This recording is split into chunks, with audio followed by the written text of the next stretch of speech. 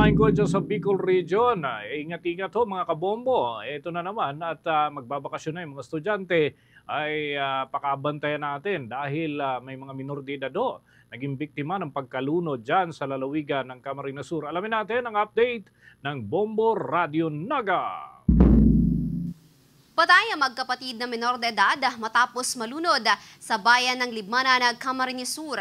Sa panayam ng Bombo Radio Naga kay Police Chief Master Sergeant Juana Batulina, tagapagsalita ng Libmanan Municipal Police Station, sinabi nito na habang naglalaro ang magkapatid kasamang isa pang batang babae sa ilog na sakop ng barangay Mambayawa sa nasabing bayan nang bigla umanong hindi na makita ang biktima. Kaagad na pinuntahan ang kasamahan ng mga biktima ang magulang ng mga ito na kaagad ring humingi ng tulong sa mga otoridad.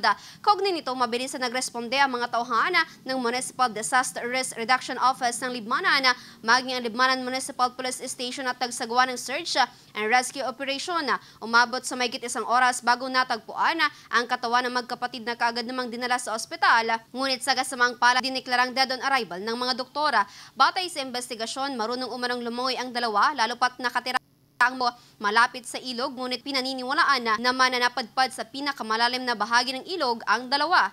Maliban dito sa mga pagkakataon umano na mayroong nalulunod at sinusubukang sagapin ito, hindi na iwasan na magkaroon ng hilahan na nagre-resulta upang pumailalim pa ang mga taong sangkot. Sa ngayon, pinayuhan na lamang ni Batulina ang publiko, lalo na ang mga magulang, na palagyang bantayan ng kanilang mga anak upang hindi mauwi sa kahalintulad na pangyayari. Tumawag ng responde sa mga barangay official at nakarating naman kaagad sa Libmanan Municipal Risk Reduction Office at sa PNP. Kaya po dali-daling pumunta doon ang MD at RMO at kasama na po ang ating investigador.